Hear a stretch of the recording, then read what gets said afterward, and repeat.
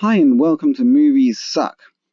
This is just a very quick video because I wondered about this when I watched the movie, which I have watched twice now. Good movie, you should go out and watch it. Great action flick. But in the movie, a lot of people get killed. A hell of a lot of people get killed, and it's impossible to keep track of all of them without specifically watching the movie just to count them. Which, I have to say, I was very tempted to do, just because I thought to myself, wow, there are a lot of people killed in this movie. I wasn't sure of the numbers, but we were talking probably more than 150. Most of them killed by Tyler Rake himself. And I thought, how many people were killed in this movie? And fortunately, I don't have to go and watch it myself and then watch it really slowly and count all of them, because someone has done it for us. Netflix themselves counted it. And so we know the numbers now. So let's read the story and find out. The title reads, Netflix reveals Chris Hemsworth's total extraction body counts. Netflix Extraction is an orgy of death at the hands of Chris Hemsworth's brutal mercenary.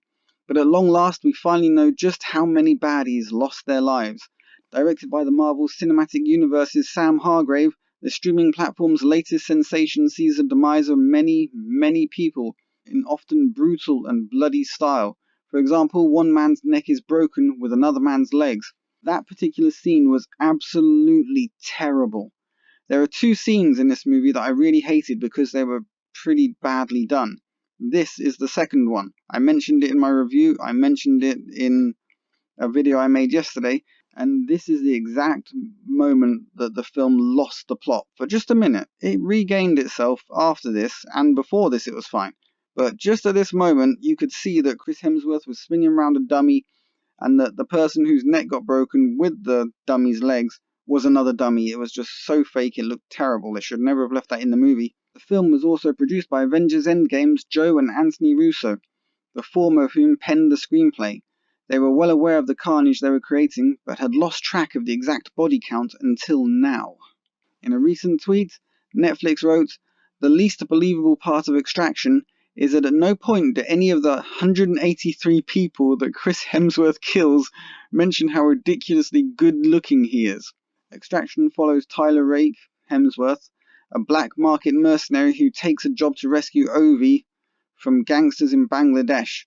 The mission comes with its fair share of mayhem, including but not limited to Rake killing a man with a rake, and a 12-minute one-take sequence with a car chase, knife fights, and gun battles. To put the death toll into context, the John Wick trilogy, which had featured Keanu Reeves as the titular assassin, racked up a whopping 299 kills in just one film. Extraction managed two-thirds of that, meaning Hemsworth could be the heavyweight champion of single-movie, single-character body counts. And I believe he probably is the champion of single-movie, single-character body counts. Now, I don't believe this website is being updated anymore, which is a shame, because it would be cool to see John Wick and everyone on here. I don't see them at the minute. But if Tyler Rake killed 183 people, which is what Netflix tells us, and we have a look at body counts, which counts all the people that were killed in a movie, then he tops the list. He is at the top of the list of characters that were killed the most people in one film.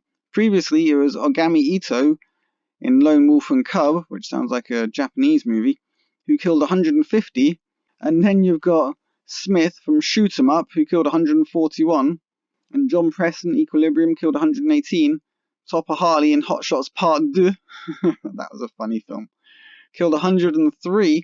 So Tyler Rake, officially, as far as I know, the highest body counts for any single character in a movie. Well done, Netflix. Congratulations. Well done, Chris Hemsworth. You go down in the history books as being one hell of a good mercenary. Clearly. Absolutely insane. He killed more than Rambo. And Rambo was a bad mother effer. Absolutely bonkers. Rambo First Blood Part 2, he killed 51 people. This is just crazy. Something to go down in history for there, though, Chris. Another accolade for you in your action movie career. And can you believe that? Only 100 or so kills behind the entire John Wick trilogy in one movie. Absolutely crazy, but good. Discussing the film's violence, Joe Russo explained on the Real Blend podcast, everyone keeps track of a movie's body count. I think there's something called the Carnage document that they would use to keep track of everything that happened in the film. I can't remember who was keeping track of it or where it went, but I know it came across my emails at one point. Not to mention the film is on track to become Netflix's biggest premiere ever, with 90 million households estimated to have watched it in its first 4 weeks of release.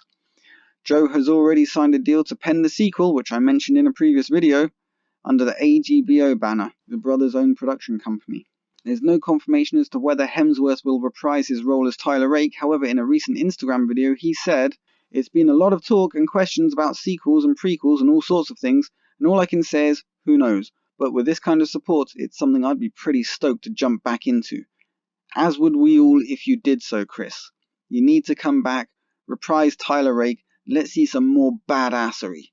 I love classic action movies. We need more of them.